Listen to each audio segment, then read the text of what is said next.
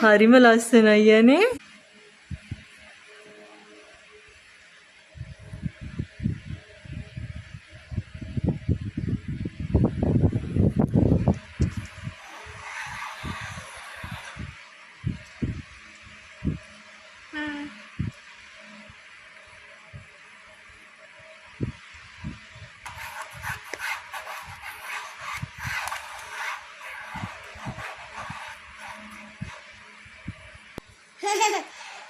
මේ මොනවද?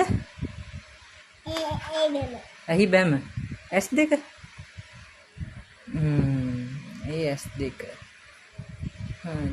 නහයයි කටයි. කන් දෙක.